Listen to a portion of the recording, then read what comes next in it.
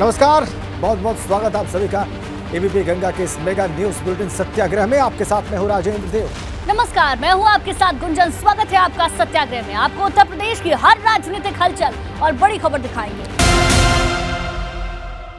चलिए आगे बढ़ते हैं, खबरों पर विस्तार से तफसील से बात करते हैं। मुख्यमंत्री योगी आदित्यनाथ आज सपा विधायक आजम खां के गढ़ कहे जाने वाले रामपुर के दौरे पर थे। बिल्कुल, जहां उन्होंने बिना नाम लिए आजम खान पर बड़ा सियासी हमला बोलते हुए कहा कि रामपुरी चाकू पहले गलत हाथों में था। सीएम योगी ने यह भी कहा कि हमने रामपुरी चाकू से लोगों को सुरक्षा देकर रामपुर को भयमुक्त बना दिया। बिल्कुल, मुख्यमंत्री योगी आदित्यनाथ आज रामपुर के दौरे पर थे, जहां उन्होंने 73 करोड़ रुपए की लागत की 22 परियोजनाओं की सौगात दी। और इस दौरान मुख्यमंत्री ने एक जनसभा को भी संबोधित किया और बिना नाम लिए आजम खां को कटघरे में खड़ा करते हुए कहा कि रामपुर के लोगों के साथ गलत करने वाले नतीजा भी भुगत रहे हैं। योगी आदित्यनाथ ने कहा कि रामपुर में पहले विकास की योजनाएं किसी खास शख्स को ध्यान में रखकर बनाई जाती थी। यही वजह है कि रामपुर विकास की दौड़ में पिछड़ गया है।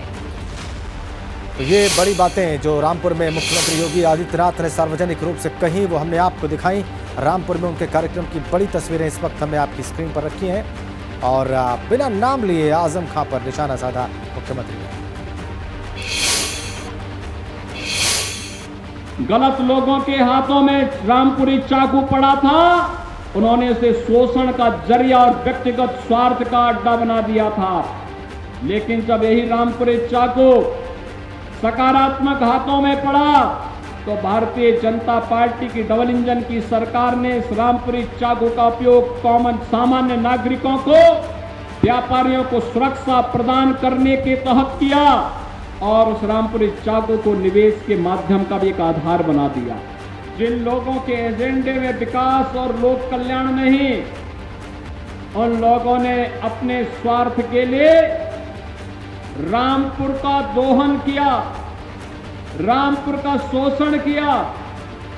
विकास की परियोजनाएं रामपुर को ध्यान में रख करके नहीं, लोक कल्याण को ध्यान में रख करके नहीं, गांव, गरीब, किसान, नौजवान, महिलाएं और समाज के विभिन्न तबके के हितों को ध्यान में रख करके नहीं, बल्कि व्यक्ति केंद्रित बनाते हुए शोषण का जरिया उन्हें बनाने का प्रयास किया गया, जिसने विकास के पहिए को थामने का कार्य किया और अंततः उसकी दुर्गति उन्हें भुगतनी भी पड़ रही है।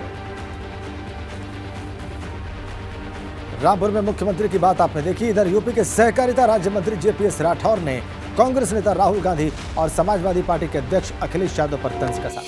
जेपीएस राठौर आज एबीपी गंगा के खास कार्यक्रम में बरेली महापंचायत में शामिल हुए, जहां उन्होंने राहुल और अखिलेश पर एक बयान दे दिया। हालांकि जेपीएस राठौर ने अपने बयान में राहुल गांधी और अखिलेश यादव का नाम तो नहीं लिया, लेकिन उन्होंने कहा कि कांग्रेस और सपा के दो नेताओं की वजह से अब बच्चों के दो नाम नहीं रखने से लोग कतराते हैं। सुनिए सहकारिता राज्य मंत्री जेपीएस राठौर का वो पूरा बयान।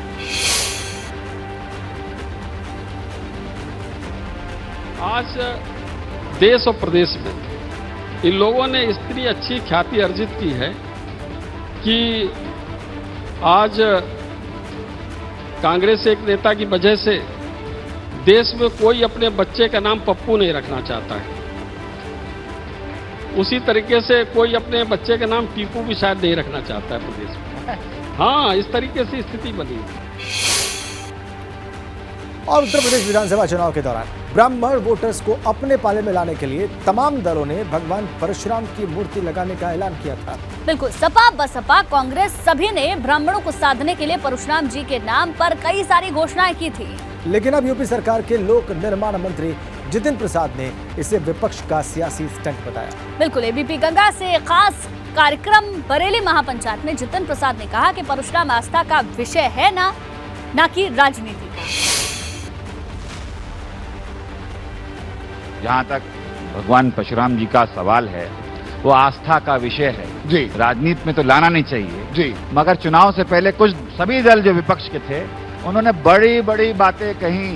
मूर्तियां लगेंगी जैसे आप बता रहे हैं जी, फरसे लगेंगे और पता नहीं बड़े बड़े सम्मेलन किए गए, मगर वो सिर्फ चुनावी सम्मेलन थे वोटों के लिए जी, जिसको जनता ने और समाज ने देखा और नकारा। एक ही पार्टी है जो सभी को साथ लेके चलती है और सबका सम्मान करती है। और जहाँ तक परशुराम जी का आपने सवाल किया ही है, तो यहाँ शाहजहांपुर में परशुराम जन्मस्थली है जिसका भारतीय जनता पार्टी ने कहा था कि पर्यटन स्थल पे घोषित करेंगे। तो चुनाव के पहले जो कहा उसको घोषित किया और वहाँ सौंदर्यीकरण और उसके इर्द गिर्द विकास, एक्सप्रेसवे वहाँ से निकल रहा है, रोड नेटवर्क वहाँ बन रहा है, टूरिज्म का सेंटर वहाँ बन रहा है, जहाँ करोड़ों लोगों की आस्था का केंद्र है, वहाँ ऑलराउंड डेवलपमेंट भी होगा टूरिज्म की वजह से। चलिए खबरों में आगे बढ़ते हैं। कांग्रेस नेता राहुल गांधी ने दिल्ली के रामलीला मैदान में महंगाई के खिलाफ हल्ला बोल रैली को संबोधित करते हुए कहा कि भारत जोड़ो यात्रा इसलिए शुरू की जा रही है, और साथ ही उन्होंने महंगाई पर केंद्र सरकार को घेरा। हम कहते हैं हिंदुस्तान में नफरत बढ़ रही है, उसी बात को दूसरे तरीके से कहना कि हिंदुस्तान में डर बढ़ता जा रहा है। किस चीज का डर? भविष्य का डर, महंगाई का डर, बेरोजगारी का डर, यह बढ़ता जा रहा है और इसके कारण हिंदुस्तान में नफरत बढ़ती जा रही है। और नफरत से क्या होता है? नफरत से लोग बढ़ते हैं, देश बढ़ता है और देश कमजोर होता है। बीजेपी और आरएसएस के नेता देश को बांटते हैं और जानबूझकर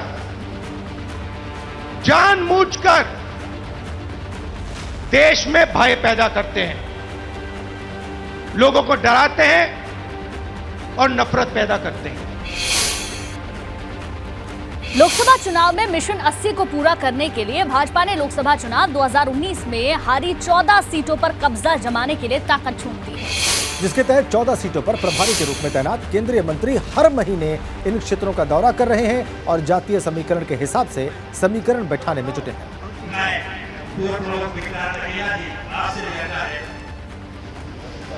लोकसभा चुनाव 2019 में भाजपा गठबंधन ने 80 में से 64 सीटों पर जीत हासिल की थी, जबकि 16 सीटों पर सपा बसपा गठबंधन की जीत हुई थी।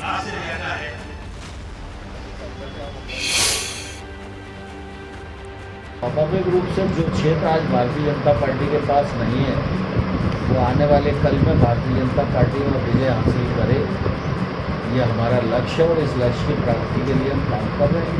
क्योंकि कांग्रेस ने आज तक सिर्फ भारत की जनता को छलाई है।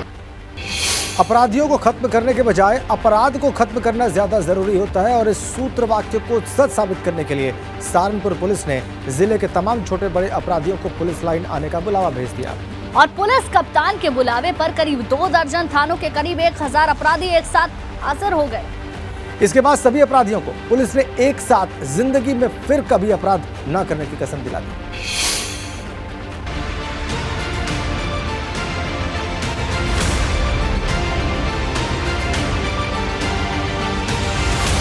एक सुर में कानून का पालन करने की शपथ ले रहे इन चेहरों में कोई नामी बदमाश, कोई गुंडा है तो कोई किसी थाने का हिस्ट्री शीटर, जिन्होंने सहारनपुर के पुलिस लाइन में खुद आकर न सिर्फ अपराध से तौबा कर ली, बल्कि समाज में सुधार लाने के लिए सहयोग करने का भी वचन दे दिया।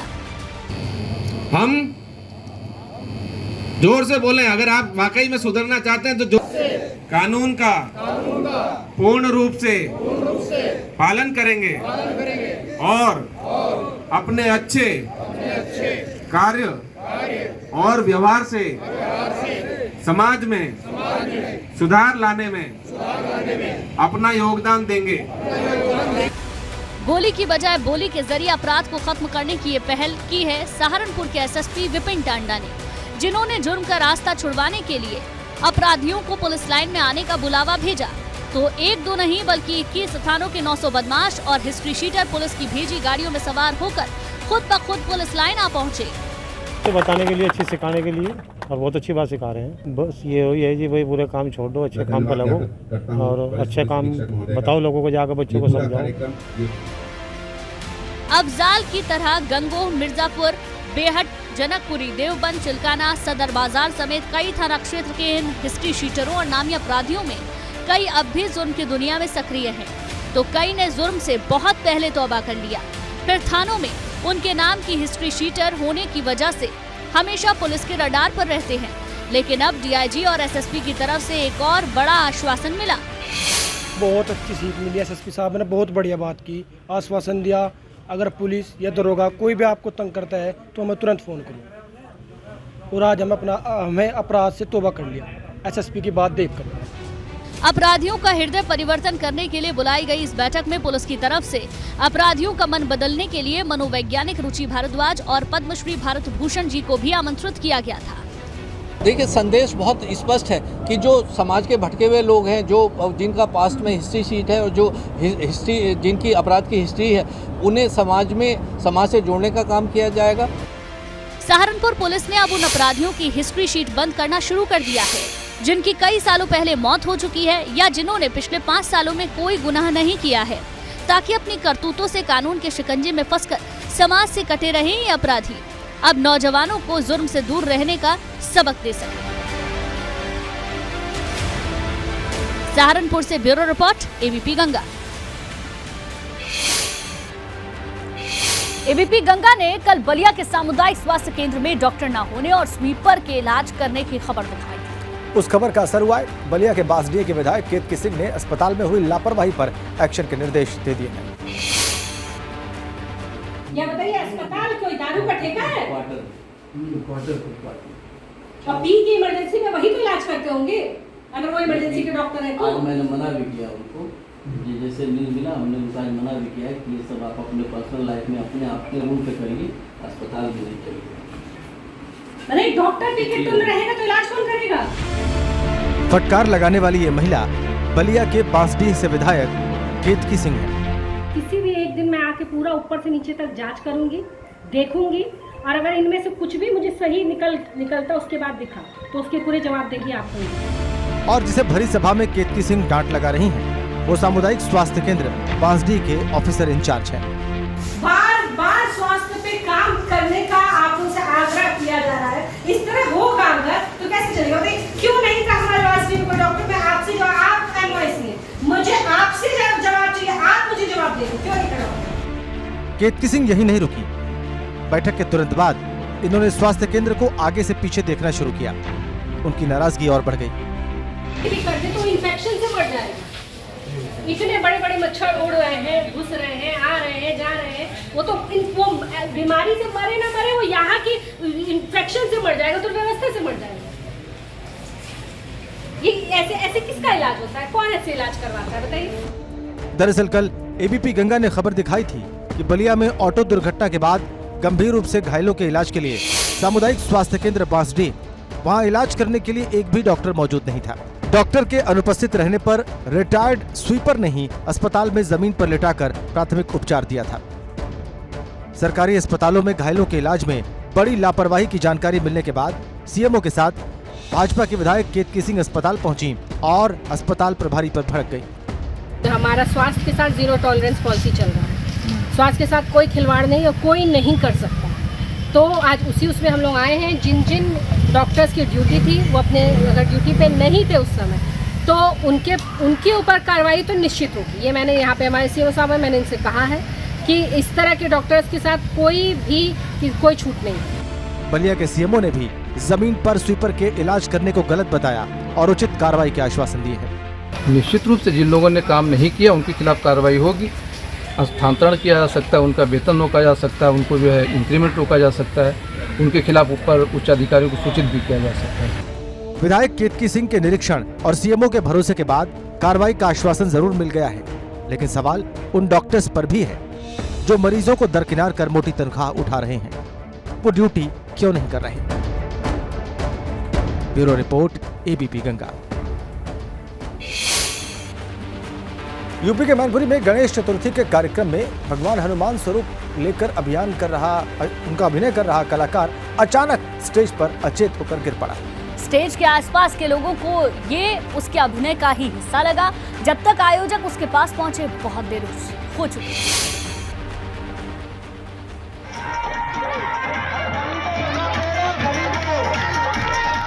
माहौल भक्तिमय है, श्रद्धा से भरा हुआ है। हनुमान की झांकी प्रस्तुत कर रहे कलाकार के अभिनय और नृत्य की मस्ती में सभी झूम रहे हैं। तभी अचानक वो हो जाता है जिसका किसी को कोई अंदाजा नहीं होता। कार्यक्रम में नृत्य करते करते कलाकार अचानक रुक गया, चेहरे से मार खटाया और स्टेज पर ही लेट गया। पहले तो लोगों ने इसे हनुमान जी के अभिनय का हिस्सा माना। बच्चे तो उत्साहवर्धन में तालियां भी बजा रहे थे। लेकिन बहुत देर होने के बाद जब हनुमान जी का किरदार निभा रहा कलाकार जमीन से उठा नहीं, तो आसपास के लोग पास गए, उन्हें उठाने की कोशिश की। जब कोशिशें नाकाम हो गई तब लोगों के होश उड़ गए। हनुमान जी का अभिनय कर रहे अचेत कलाकार को तत्काल अस्पताल ले जाया गया और वहां पर डॉक्टर्स ने उन्हें मृत घोषित कर दिया। रवि शर्मा जी थे जो ये झांकियाँ का काम करते थे। साथ में अम्मी थे, उसमें मतलब नाच रहे थे, प्रसाद भी बांट रहे थे। तो अचानक ही वो गिर पड़े। क्या स्थिति है उनकी? अभी अस्पताल ले गए, अस्पताल ले के जाके रास्ते में खत्म हो गए। मैनपुरी के बंसी गौरा इलाके का मौत का ये लाइव वीडियो सोशल मीडिया पर वायरल हो रहा है। हर बार की तरह इस बार भी मैनपुरी के मोहल्ला बंसी गौरा में गणेश उत्सव का कार्यक्रम चल रहा था, जिसमें रवि शर्मा हनुमान जी का रूप धारण करके रोल निभा रहे थे, जिन्हें अचानक हार्ट अटैक आने से उनका निधन हो गया।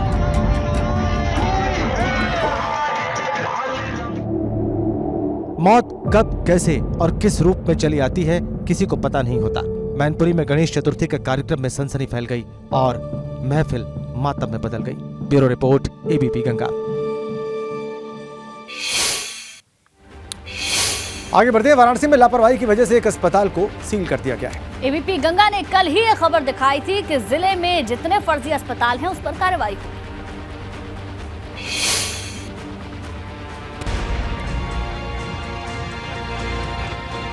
स्वास्थ्य विभाग ने वाराणसी के मुरारी बाजार के निशांत अस्पताल पर एक्शन लेते हुए उसे सील कर दिया।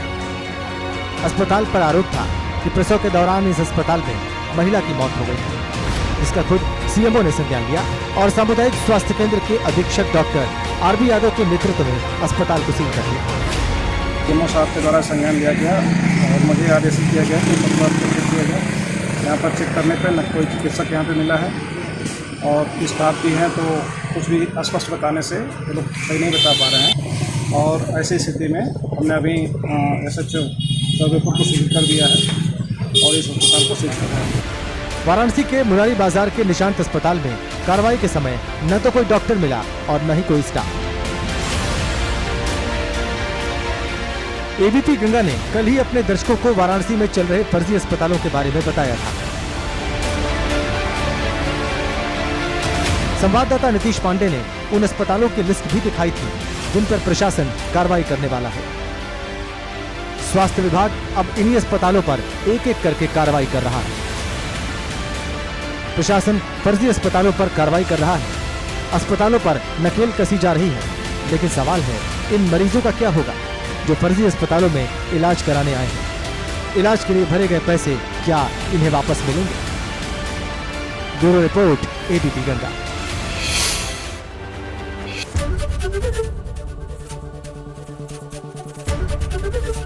एबीपी गंगा, खबर आपकी, जुबान आपकी।